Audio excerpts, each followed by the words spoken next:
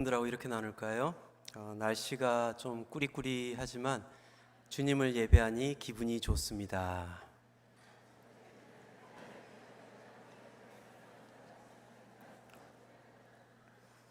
또 이렇게 얘기합시다. 옆에 앉아 계셔서 기분이 또 좋습니다. 오늘부터 선교적인 삶에 대해서 말씀을 3주간 또 박성호 목사님, 이재남 목사님 이렇게 말씀을 나누게 되었습니다. 이 주제를 가지고 우리가 성경 본문을 성경 본문을 어떤 본문을 사용할까라고 얘기를 했는데, 박성호 목사님께서 베드로전서의 말씀을 가지고 우리가 좀 얘기를 나누는 게 좋겠다라고 말씀하셔서요. 비슷한 종신 배씨 저가 먼저 시작을 하고요. 그리고 다음 주에는 박성원 목사님, 그리고 9월 1일에는 이재남 목사님께서 말씀을 전해 주시겠습니다. 이사야서를 했으면 이재남 목사님께서 먼저 시작을 하셨을 텐데 베드로서에서 제가 먼저 시작을 하게 되었습니다. 이 삶의 경륜이 있는 분들께서 간혹 이런 말씀을 하세요. 인생은 바람과 같다, 또 인생은 나그네와 같다라고 이야기를 합니다. 아주 김범용 씨가 이런 말씀을 하셨어요. 그대 이름은 바람, 바람, 바람, 왔다가 사라지는 바람. 그런 것 같습니다. 저도 이렇게 나이가 들면서 예전에는 책상에 필기용품이 너무 많았는데 서랍을 열어보면 이제 약통이 하나씩 늘어감을 통해서 인생은 바람과 같다. 벌써 내가 이제 50대를 바라보면서 가고 있구나라는 것을 볼 때 인생은 바람과 같고 또 인생은 나그네와 같다라는 것을 보게 됩니다. 이 나그네라는 말은 세상에서만 쓰는 것이 아니라 성경을 볼 때 종종 드러나는 것이 흩어진 나그네다, 또 나그네다라는 그러한 말이 종종 성경의 말씀을 통해서 보게 됩니다. 그렇다면 이 흩어진 나그네가 무엇을 이야기를 하고 있고, 또 특별히 베드로서를 보게 되면 이 수신자인 흩어진 나그네다라고 표현을 하면서 하나님께서 하시는 그 역사가 흩어진 나그네를 통해서 역사가 되어진다라고 말씀을 하고 있습니다. 먼저 우리가 베드로서의 배경, 또 왜 이러한 흩어진 나그네라는 단어를 사용하고 있는가라는 것을 우리가 알기 위해서는 베드로서의 배경을 잠깐 볼 필요가 있는데, 이 초대교회 상황은 이 이상한 그 삼각관계에 있는 것을 보게 돼요. 이 정치적으로, 군사적으로 또 이렇게 꽉 쥐고 있었던 이 로마라는 이러한 나라 밑에 또 유대교로서 또 유대인의 어떠한 그 아이덴티티를 가지고 이제 자기들의 독립을, 기회를 바라보고 있었던 그러한 유대인들도 있었고요. 또 그 와중 속에서도 예수 그리스도의 복음을 전하기 위해서 또 여기 눈치도 봐야 되고 저기도 눈치도 봐야 되는 그러한 입장에 있었던 그리스도 공동체도 있었다라는 것을 보게 됩니다. 로마의 정치가 어디로 가느냐에 따라서 이 소수민족들, 유대인과 그리스도 공동체는 거기에 따라서 피해를 볼 때가 있고 또 이득을 볼 때가 있었다라는 것을 초대교회 상황을 통해서 우리는 보게 됩니다. 예를 들어서 이제 사도행전 18장을 보게 되면 로마 안에서 그때 총독 있었던 글라디오 황제가 이러한 칙령을 내리게 됩니다. 이 로마 안에 있던 모든 유대인들은 로마에서 나가라라고 칙령을 내리게 되고요. 그와 함께 이제 도피를 해서 나왔던 브리스길라와 아굴라라는 인물이 있었다라는 것을 보게 됩니다. 글라디오 황제 이후에 이제 네로가 주후 54년경부터 이제 정권을 잡게 되는데, 이제 64년경에 로마에 아주 큰 일이 생기게 됩니다. 이 로마 마차 경기장 옆에 있었던 상점 중에 하나가 불이 나게 되고요. 가볍게 생각했던 이 불은 로마 전체 도시에 번지게 되며 로마 도시의 3분의 2를 태우게 되는 그러한 큰 화재가 일어나게 됩니다. 그때 네로 황제는 그것의 책임을 그리스도인들이 이렇게 했다라고 그 책임을 그리스도인들에게 물으면서 많은 그리스도인들을 잡아다가 이제 죽이고 또한 그 감옥에 집어넣는 일이 생기게 됩니다. 그 와중 속에 잡혀왔던 베드로, 또 사도 바울도 그 비슷한 시기에 들어오게 되었고요. 그 후 몇 년 있다가 이제 베드로는 로마에서 순교를 하게 됩니다. 즉 이 베드로전서는 64년경과 그리고 베드로가 순교했던 그 사이, 아마도 64년경에서 66년경 그 사이에 쓰여졌던 서신서라고 보게 되고요. 또 비슷한 시기에 쓰여졌던 사도 바울의 서신서도 있는데, 옥에서 썼다 그래서 옥중서신이라 그러죠.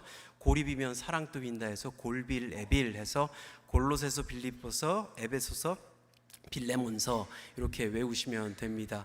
그 시기와 비슷한 시기에 쓰여졌던 것이 베드로 전서입니다. 이 베드로 전서 5장을 보게 되면 이 베드로 전서는 실루아노라는 인물을 통해서 쓰여졌다라고 이야기를 하고 있고요. 이 어부였던, 또 아람어를 사용했던 이 베드로가, 이 베드로 전서를 보게 되면 굉장히 고급스러운 헬라어로 쓰여져 있는데, 실루아노가 아람어를 사용했던 이 베드로의 말을 듣고 그것을 번역해서 썼다라고 보는 서신서가 바로 베드로서입니다. 오늘 이러한 상황 속에서 또 이러한 극박한 또 핍박을 받고 있는 그리스도인들 안에 베드로가 흩어진 나그네여라고 하면서 그들에게 이 편지를 보내는 것을 우리가 보게 되죠. 이 성전과 회당을 중심으로 철저한 신앙 규칙에 기반한 유대교의 눈치를 보고, 또 정치, 사상 그리고 문화의 통합으로 권력을 쥐고 있는 로마에게 보여지는 이 그리스도 공동체는 어떻게 보면 힘이 없는 나그네, 또 stranger, 낯선 사람으로 보일 수밖에 없다라는 것입니다. 그런데 이렇게 세상적인 눈으로 바라볼 때는 목적이 없고 힘이 없고 그리고 흩어진 낯선 나그네와 같은 삶을 살아가지만, 하나님의 관점, 하나님의 경륜으로 바라볼 때는 분명히 이 낯선 사람들의 길은 하나님께서 선택하신 길이고 하나님께서 인도하시는 길이고 또 하나님의 복을 나눠주시기 위해서 하나님께서 준비해 놓은 길이다라는 것을 보게 됩니다. 오늘 말씀의 제목, 비아 디아스포라가 가진 뜻입니다. 비아라는 것은 길이라는 뜻이고요, 디아스포라는 것은 흩어진 사람이라는 뜻을 가지고 있습니다. 즉 흩어진 사람의 길로 행하시는 하나님의 경륜, 하나님의 뜻, 또 하나님께서 이루어 주시는 크나큰 하나님의 비전이 있다라는 것을 이 흩어진 사람들의 길을 통해서 오늘 보여주고 있습니다. 그렇다면 이 흩어진 사람들의 길이 무엇이고 또 이것을 통해서 하나님께서 어떠한 역사를 하시는지 짧게 한번 나눠보도록 하겠습니다. 먼저 비아스포라의 길은 선택된 길이다라는 것을 보게 됩니다. 이 비아 디아스포라는 chosen way, 하나님께서 선택해 주신 길이다라는 거죠. 2절 말씀 우리 함께 봉독하도록 하겠습니다. 시작. 하나님 아버지의 미리 아심을 따라 성령의 거룩하게 하심으로 순종함과 예수 그리스도의 피 뿌림을 얻기 위하여 택하심을 받은 자들에게, 이 소아시아에 흩어진 나그네들, 하나님의 목적을 위해서 택함을 받았다라고 이야기를 하고 있습니다. 이 나는 걱정과 두려움 그리고 어려움 때문에 도망을 했다라고 생각했는데, 또 그것 때문에 도피를 했다라고, 흩어졌다라고 생각을 했는데, 하나님께서는 그 길을 통해서 하나님의 뜻을 이루고자 그 길을 선택하셨다라고 말씀을 하고 있는 것이죠. 우리가 성경을 볼 때에 나그네의 삶을 살아가는 사람들이 참 많이 있습니다. 특히 구약 성경을 보게 되면 이삭이라는 인물이 있어요. 아브라함 또 나그네 길을 살았고 그의 아들이었던 이삭도 나그네 길을 살게 됩니다. 그런데 창세기 26장을 보게 되면 이러한 일이 일어나게 돼요.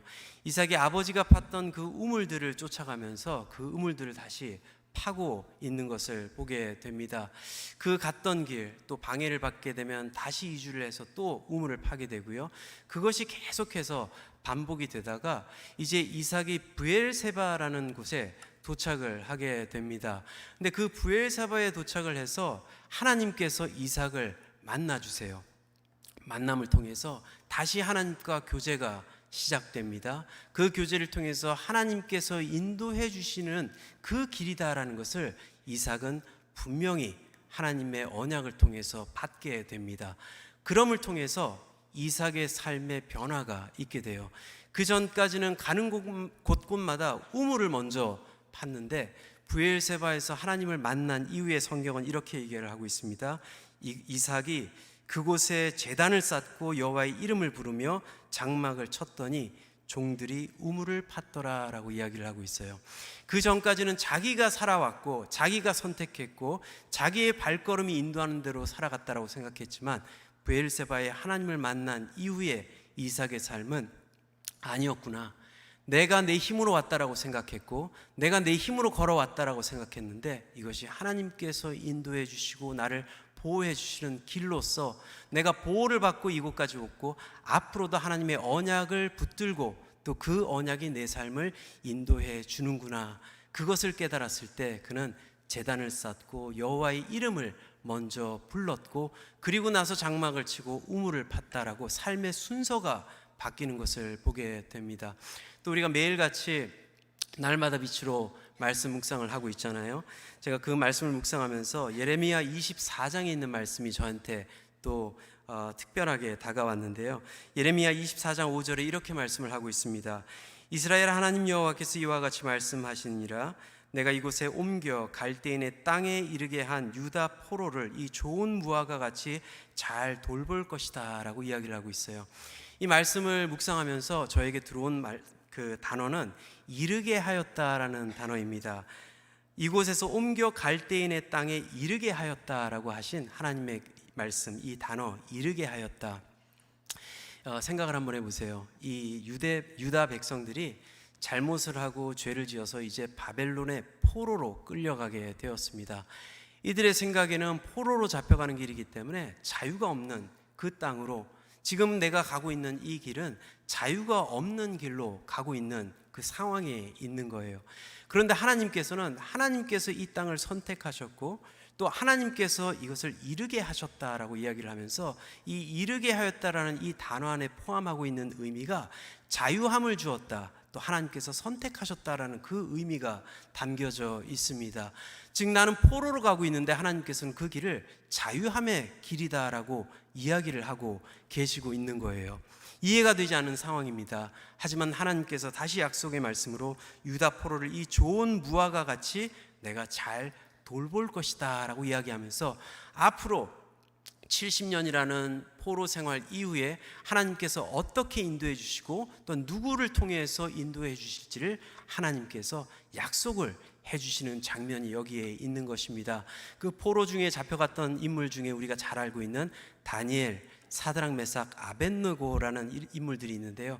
이러한 하나님의 사람들, 흩어진 나그네의 삶이지만 하나님께서 선택해 주시고 인도해 주시는 이러한 사람들을 통해서 하나님의 구원의 역사까지 이루어지는 그러한 길을 바라보게 되는 것이죠. 그렇습니다. 선교적인 삶은 내가 선택해서 간다라고 생각하지만 그것은 나의 선택이 아니다라는 이야기입니다.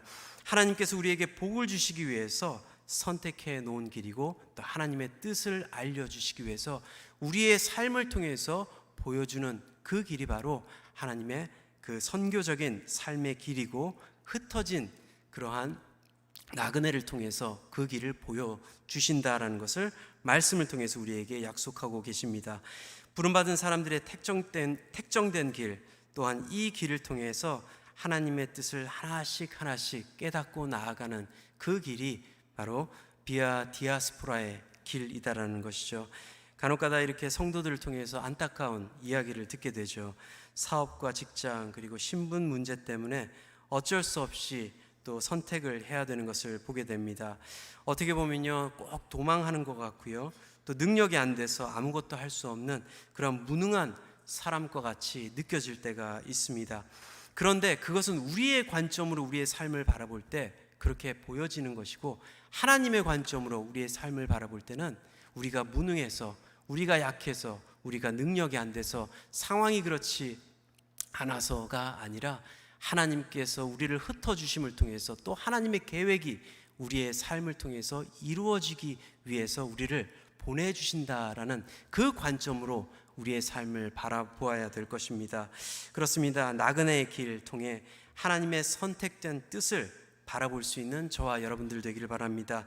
또한 그 안에서 기쁨을 누리며 하나님께서 인도하시는 그 길에 하나님의 언약을 붙들고 나아갈 수 있는 저와 여러분들 되기를 축원합니다. 두 번째로는요, 디아스포라의 길은 새로운 길이다라는 것을 말씀하고 있습니다. 우리 3절 후반부부터 4절까지 말씀 우리 함께 봉독하겠습니다. 시작. 우리를 거듭나게 하사 산 소망이 있게 하시며 썩지 않고 더럽지 않고 쇠하지 아니하는 유업을 있게 하시나니. 이 흩어진 사람들의 길, 하나님의 새로운 사명으로 살아가는 길이다라고 말씀하고 있죠.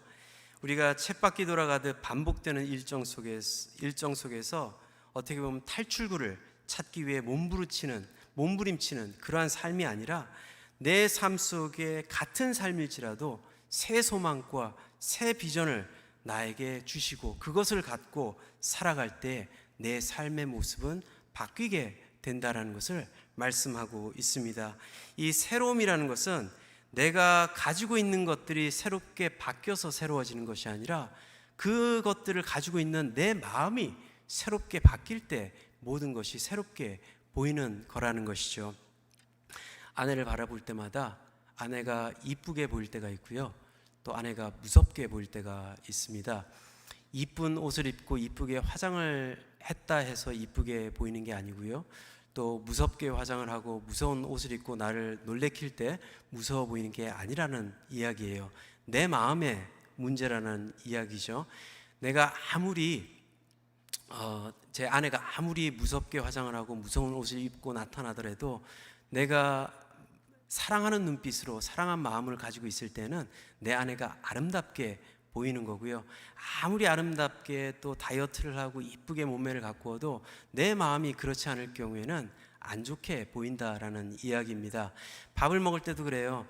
밥하고 김치만 있어도 주님 감사합니다, 나 같은 죄인과 함께 살게 해주신 이 아내를 보내주셔서 감사합니다라는 그 감사의 마음으로 밥을 먹을 때는 밥하고 김치만 먹어도 배를 부르게 하는 거고요. 아무리 진수성찬을 차려놔도 왜 갑자기 이 여자가 나한테 이렇게 잘해주지? 혹시 이 음식 안에 무엇을 넣기 하고 의심의 눈길로 밥 한 숟가락을 퍼먹을 때는 그때는 이 아무리 진수성찬이라도 우리의 마음을, 우리의 삶을 충족시키지 못한다라는 것입니다. 이렇게끔 우리가 우리의 마음을 어떻게 두고 어떠한 마음을 가지고 있느냐, 오늘 선교적인 삶을 감당하고 살아갈 때 꼭 기억해야 되는 부분이죠. 겉으로는 똑같아 보일지 모르겠지만 내 안에 살아있는 소망을 주시고 또 살아있는 유업을 주신 하나님의 비전을 생각하며 마음을 생각하며 살아갈 때는 이 모든 것들이 새롭게 보이기 시작한다는 것입니다. 이전까지는 내가 이루려는 나의 목적이 있었지만 이제부터는 하나님의 목적으로 바뀌어진 그러한 삶을 살아갈 때 내 삶 또한 새로운 소망을 갖고 그 안에서 새로운 능력으로 살아갈 수 있게 되는 것이죠. 내가 다니는 직장, 그리고 운영하는 사업, 또 하는 공부, 그 안에서 내가 가지고 있는 목적이 드러나는 것이 아니라 하나님의 소망이 드러나고 하나님의 유업이 생각날 때에 그 삶을 살아갈 때 그 삶을 통해 하나님께서 또한 기쁨을 받으신다라는 것입니다. 내가 학교에서 공부를 하고 있다면 학교의 교수와 동료들이 그 유업의 대상이 된다라는 이야기죠. 또한 내가 사업체를 가지고 있다면 그 직원들, 거래처가 내 새로운 삶의 유업이 된다라는 것입니다. 또 내가 직장을 다니고 있다면 내 직장이 그 유업의 대상이 된다라는 이야기입니다. 이렇게 하기 위해서는 새로운 소망만 가지고 있다라고 삶이 바뀌는 게 아닙니다. 왜냐하면 이 새로운 소망 안에서 내 삶의 체질이, 영적인 체질이 개선이 되어야 된다는 거죠. 내 생각과 마음도 새롭게 되어야 되지만 내 습관, 특히 영적인 습관이 바뀔 때에 이 살아있는 소망이 내 유업으로, 하나님의 유업으로 내 삶에 정착될 수가 있다는 것입니다. 우리가 보면요, 자꾸 옛날로 되돌아가는 습성을 가지고 있어요. 썩지 않고 더럽지 않고 쇠하지 않는 유업을 주셨는데 그 유업을 가지고 살아가고 새로운 삶을 살아가야 되는데 자꾸 우리는 썩어지고 더러워지고 쇠하는 그러한 옛 모습으로 되돌아가는 그런 모습을 보게 되죠. 이 이유는 바로 우리 안에 있는 오래된 습관 때문에 우리는 자꾸 뒤로 되돌아가려는 그러한 삶의 모습을 가지고 있다라는 겁니다. 14절 15절 말씀이 이렇게 말씀하고 있어요. 함께 봉독하도록 하겠습니다. 시작.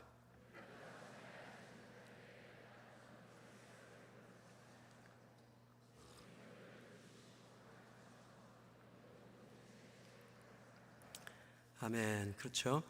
너희 사욕을 본받지 말고 거룩한 우리를 부르신 거룩한 이처럼 너희도 모든 행실에 거룩한 자가 되라. 우리 체질, 영적인 체질을 바꾸라라는 말씀을 하고 있습니다. 제가 신학교 다닐 때 여름에 인텐시브 코र्스를 하나를 택한 적이 있는데요. 말씀과 묵상이라는 주제를 가지고 이제 일주일 동안 인텐시브 코र्스가 진행됐습니다. 나이가 한 60 정도 되신 이제 외국 목사님께서 오셔서 교수님께서 오셔서 이제 일주일 동안 말씀과 묵상에 대해서 인텐시브 코र्스를 이제 진행해 주셨는데요. 이분이 말씀 묵상을 얼마나 많이 하냐면 저도 이제 한국 목사님들이나 한국 분들 말씀 많이 하시잖아요. 외우는 것도 많이 하시는데 이분은 제가 봤을 때 와 이렇게 말씀을 많이 외우고 묵상을 하나라는 그러한 그 놀라움을 가질 정도로 말씀 묵상을 많이 하시는 분이셨습니다. 이분은 걸어 다니실 때마다 모든 사물을 보고 하나님의 은혜를 적용을 하시는 분이세요. 클래스 때 얼마나 우리가 놀랐냐면은 어떤 학생이 질문을 했어요. 그 클래스에 이제 커튼이 하나가 있는데 교수님, 저 커튼을 통해서 주시는 하나님의 은혜가 무엇입니까? 라는 갑작스럽게 질문을 던졌어요. 그러더니 한 1, 2초도 안 돼서 커튼을 딱 보시더니 커튼에 알록달록한 것은 나의 성격이고 위아래로 이렇게 접혀 있는 것은 내가 하나님을 바라볼 때와 바라보지 못할 때 이 업앤다운의 믿음의 삶을 가지고 있는 것을 나타냅니다. 하지만 그러한 삶을 통해서도 남들에게 필요로 사용할 수 있는 그러한 용도로 나를 불러주시고 그 사명을 주심에 감사합니다 라는 그 말이 1, 2초 안에 탁 튀어나오시더라고요. 그것도 끊기지 않고. 그것을 봤을 때 야, 나도 어떻게 하면 이 마이크를 바라보고 저 스피커를 바라보고 저 옆에 계신 분을 바라보고 어떻게 그러한 은혜의 하나님을 경험하는 하나님의 그 묵상의 말씀이 나올 수 있을까 힘들더라고요. 이번 여름에 좀 체질 개선을 하기 위해서 뭔가를 시작을 했어요. 보통 이제 교회 와가지고 말씀 그 날마다 빛으로 말씀을 묵상을 하고 좋은 말씀이지 하고 이제 마쳤는데 이번에는 이 날마다 빛으로를 이제 설교 준비하듯이 한번 묵상을 하면서 써보도록 해보자라는 결단을 했습니다. 그래서 이제 여름 방학이 이제 쭉 시작했어요. 너무 어려워요. 왜냐하면은 이 삶의 프라이어티가 있잖아요. 1, 2, 3, 4가 있는데 4번을 1번으로 올리려고 하니까 이 번호만 바뀌는 게 아니에요. 삶 전체가 뒤틀어지는 거예요. 이제 전에는 잠깐 사무실에 와가지고 먼저 말씀 묵상을 하고 그 하루에 있을 일들을 생각하면서 그 일들을 어떻게 해나갈까라는 묵상 속에서 하루를 지냈습니다. 그랬더니 일은 잘 돼요. 그렇죠? 그런데 이제 방학 들어와서 말씀 묵상 중심으로 내 삶을 인도해 보자라고 생각하니까는 하루 종일 말씀을 묵상을 해야 되는 거예요. 그러니까 다른 일들이 손에 잡히질 않는 거예요. 처음 하루 너무 힘들었고요. 일주일도 힘들었어요. 근데 시간이 지나면 지날수록 이게 조금씩 아직 뭐 세 발의 피지만 조금씩 내 삶에 적용이 되는 것을 보게 됩니다. 휴가를 가서도 그걸 생각을 해야 되고요. 집에 있을 때도 화장실에 앉아 있을 때도 그걸 생각을 해야 되고요. 이 머리에 꽉 찬 하지만 그것을 통해서 하나님의 은혜가 이렇게 역사가 되는구나라는 것을 조금씩 깨닫고 있습니다. 그렇습니다. 우리가 하나님께서 주신 이 산소망의 유업을 가지고 살아가야 되는데 이것은 원타임으로 우리가 생각할 때 이루어지는 것이 아니다라는 것입니다. 내 삶의 매일같이 거룩함으로 하나님께 나아갈 때 이것이 내 삶의 습관으로 생겨지는 것이고 또는 그것을 통해서 내가 어디에 있든지 무엇을 바라보든지 하나님의 은혜가 보이며 또한 선교적인 삶이라는 것은 내가 그것을 원타임으로 생각해 나가는 것이 아니라 내 삶에 하나님께서 역사하신 흩어진 나그네로서 나에게 보내주신 삶의 처소에서 매일같이 하나님께서 인도하시는 그 길을 바라보고 나아가는 그 묵상이 있을 때 우리는 삶으로서 선교적인 삶을 살아갈 수 있게 된다라는 것입니다. 저와 여러분들도 오늘 이 말씀을 묵상하면서 다시 하나님께 결단을 할 수 있는 저와 여러분들 되기 바랍니다. 하나님께서 주신 이 산소망의 유업을 생각하며 또 우리의 삶의 체질을 개선함을 통해서 내가 어디 있든지 하나님께서 보냄받은 흩어진 자로서 하나님의 선교의 역사를 감당할 수 있는 저와 여러분들 되기를 주의 이름으로 축원합니다. 마지막으로는요, 비아 디아스포라는 주님만을 바라보는 길이다라는 것입니다. 1장 7절 말씀 함께 봉독하도록 하겠습니다. 시작. 믿음의 확실함은 불로 연단하여도 없어질 금보다 더 귀하여 예수 그리스도께서 나타나실 때에 칭찬과 영광과 존귀를 얻게 할 것이니라. 비아 디아스포라의 목적지는 주님이 오시는 그날이고 또 주님이 오실 때 우리가 임하는 하나님의 나라, 하늘나라, 천국이다라는 것이죠. 그때까지 우리는 최선을 다해서 흩어진 나그네로서 우리에게 맡겨주신 길을 걸어야 된다라는 것을 말씀을 하고 있습니다. 우리가 잠시 쉬어갈 수는 있지만 우리의 여정은 주님 오시는 그날까지 계속 되어진다라는 것을 말씀하고 있습니다. 우리가 여정을 가다 보면요, 익숙한 곳을 지나가기도 하고 또 즐거운 시간을 보내기도 하며 또 너무 힘들어서 멈추고 싶을 때가 있습니다. 그런데도 또 하나님께서 주신 사명을 기억하고 우리의 발걸음을 주님이 오시는 그날까지 계속해서 움직여야 된다는 것을 말씀하고 있습니다. 간혹 이런 질문을 들어요. 저도 이제 여러 군데를 돌아다니면서 살아봤잖아요. 이제 89년도에 이제 89년도까지는 이제 한국에 있다가 호주에 가서 몇 년 있다가 또 캐나다에 살다가 또 미국에 가서도 이제 아리조나, 텍사스, 뉴저지를 거쳐서 이제 캐나다로 다시 오게 되었고요. 또 단기 선교를 하면서 또 여러 나라를 다니게 되었습니다.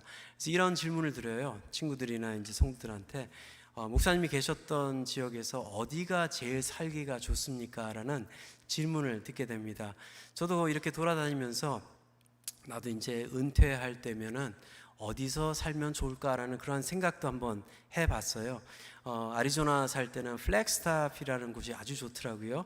아리조나에서 한 2시간 반 정도 올라가게 되면 세도나라는 지역이 있고요. 거기서 올라가게 되면 산지예요. 거기 산지인데 밑에서는 골프를 치고 위에서는 스키를 타는 그러한 아주 좋은 지역입니다.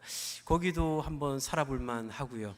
또 휴스턴 같은 경우에는 아주 저렴해요. 모든 것이 집값도 싸고 뭐도 해서 생활비가 많이 안 들기 때문에 은퇴하고 이제 살기 아주 좋은 것이고, 또 뉴저지는 봄, 여름, 가을, 겨울이 다 있고 또 산도 있고 옆에 바다도 있고 강도 있고 환경이 아주 좋습니다. 또 토론토는 이제 가족들이 있어서 너무 좋고요. 또 좋은 이런 교회가 있어서 세상에 하나뿐이 없는, 뭐 너무 좀 과장된 말이지만 이 큰빛교회 같은 교회가 있어서 너무 좋고요. 하지만 여러 군데 살아보고요, 또 여러 군데를 생각해 봐도 어디든 내 마음을 충족시키는 곳은 아무데도 없다라는 이야기예요. 뭐 한편으로는 이게 좋다 하지만은 다른 편으로는 또 나쁜 점들도 있고요. 또 이런다 보니까는 이제 다니다 보니까요, 이것이 내가 평생 살 곳은 못 되구나라는 생각도 하게 됩니다. 제가 98년도에 한국을 나오고 나서 이제 2000년도에 결혼할 때 제가 처음으로 이제 한국을 들어가 보게 되었는데요, 많이 변했더라고요. 예전에는 이제 미국에서 왔다 그러면 와 막 이렇게 봤는데 그때 이제 미국에 들어가니까는 그때 이제 미국에 들어가는 사람들은 이제 촌 사람들 거의 이제 미국에 온 사람들 알더라고요. 제가 한 번은 이제 목욕탕에 가서 때를 미는데 때 미는 아저씨가 막 때를 미면서 화를 내요. 아저씨 미국서 왔죠? 그러면서 막 이렇게 때가 하도 많이 나오니까 한국 계신 분들은 이제 일주일에 한 번씩 목욕탕 가서 때를 미시는데 미국 살면서 캐나다 살면서 뭐 목욕탕에 가서 언제 우리가 때를 밀어요? 집에서 그냥 뭐 이렇게 아내가 등 밀어주고 또 더럽다고 안 밀어주고 이제 나이가 그렇게 됐는데, 그래서 그때 이제 한국 가가지고 때를 미니까 뭐 금방 알더라고요. 그러면서 느꼈죠. 내가 여기 살 때 못 되는구나. 예, 그걸 느꼈습니다. 이렇게 우리의 마음을 충족시키는 곳이 없다라는 거예요. 이런 거 같은 것 같아요. 하루는 이제 냉면을 먹으러 가자. 어느 식당에 파는 이제 괜히 광고가 될 수 있기 때문에 어느 식당이라는 얘기는 못 해드리고요. 어느 식당에 파는 냉면을 먹으러 가자. 그래서 가족들이 이제 준비를 해서 이제 먼 길을 갔습니다. 근데 그날따라 그 식당 문을 닫은 거예요. 그래서 이걸 어떻게 하나, 냉면 먹으러 왔는데 그럼 냉면을 먹어야 되잖아요. 그래서 이제 옆에도 뭐 냉면이 괜찮다 그래서 가서 이제 먹었어요. 먹었더니 그 맛이 아니에요. 내가 원했던 맛이 아니에요. 그래서 이게 아니다 그러면서 이제 오면서 또 햄버거를 한번 사 먹어볼까. 햄버거를 먹어도 아니에요. 배는 점점 불러오는데 내 입맛은 충족시키지 못한다는 이야기예요. 믿음의 삶도 그런 것 같아요. 우리가 영적으로 채움을 받아야 되는데 이것을 자꾸 세상적으로 채우려고 노력하는 이 나그네의 삶을 살다 보니까 우리가 잘못된 삶을 살아갈 때가 있다라는 이야기입니다. 우리가 하나님께서 원하시는 삶은 주님을 바라보며 주님이 오시는 그날 우리가 영원히 함께 살 천국을 소망하며 살아야 되는데, 우리의 관심과 우리의 생각과 우리의 열정은 이 세상에 있기 때문에 이 허전한 영적인 부분을 하나님 것으로 채우지 아니하고 세상적으로 채울 때는 그 허전함이 채워지지 않고 살아가는 우리의 모습을 보게 된다는 것입니다. 이 세상의 소유물, 세상의 욕망으로 채우려 해도 그것은 채워지지가 않습니다. 왜냐하면 내가 천국을 소망할 때 그것은 채워지는 것이고, 주님이 다시 오시는 그날에 우리의 영적인 삶이 완전하게 채워지기 때문입니다. 그렇기 때문에 우리는 주님을 소망하며 주님이 다시 오실 그날을 생각하며 흩어진 나그네 삶을 살아가게 되는 것이죠. 주님이 오실 그날 나에게 주실 그 영원한 상급을 생각하며 내가 열심히 오늘 또 내 발을 한 발자국 디디면서 주님께서 가신 그 길을 쫓아가는 그 삶이 바로 흩어진 나그네의 삶이다라는 것을 말씀을 하고 있습니다. 달리기 선수가 피니싱 라인을 통과할 때 경기를 완주했다라고 이야기를 합니다. 그와 마찬가지로 주님이 오시는 그날까지 비아 디아스포라의 삶은 예수님을, 그 삶을 통해서 예수님을 드러내고 또 주님이 오시는 그날을 기대하며 살아갈 수 있는 저와 여러분들 삶 되기를 주의 이름으로 축원합니다. 말씀을 정리합니다. 여러분들은 어떠한 길을 걸어가고 계십니까? 흩어진 나그네로 선택받은 우리들, 주님이 오시는 그날까지 부름받은 길을 기쁨과 소망 안에서 신실히 걸어갈 수 있는 저와 여러분들 되기를 바랍니다. 또한 우리에게 맡겨주신 이 선교적인 삶, 흩어진 나그네의 삶을 통해서 잘 감당하며 또한 그 삶을 통해 주님께 모든 영광 드릴 수 있는 저와 여러분들 되기를 바랍니다. 더욱더 자세한 내용은 다음 주에 박성원 목사님께서 계속 말씀 전해 주시겠습니다. 이제 함께 기도하면서 오늘 받은 말씀을 함께 묵상하며 하나님께 또 나아갈 수 있는 시간 되기를 바랍니다. 그렇습니다. 우리의 삶, 어떻게 보면 세상적으로 바라볼 때에 능력 없고 또한 힘 없고 또 도피하는 그러한 삶이라고 볼 수 있겠지만, 하나님께서는 그러한 삶을 통해서 우리에게 사명을 주시고 또 그러한 삶을 통해서 하나님의 능력이 드러나는 것을 오늘 말씀을 통해서 함께 나누었습니다. 이 시간 우리 함께 기도했으면 좋겠습니다. 그렇습니다. 제 자신을 바라볼 때 약하고 또한 아무것도 가지지 않는 그러한 사람이라고 생각했지만, 주님이 주시는 말씀을 통해 오늘 하루도 새롭게 다시 일어나기를 원합니다. 이 흩어진 사람들의 삶을 통해서 보여주시고자 하시는 그 하나님의 영광을 나타낼 수 있는 저희들의 삶이 되기를 원합니다. 내가 어디에 가든지 하나님의 그 사명을 가지고 그 사명을 나타내는 저희들의 삶 되기를 원합니다.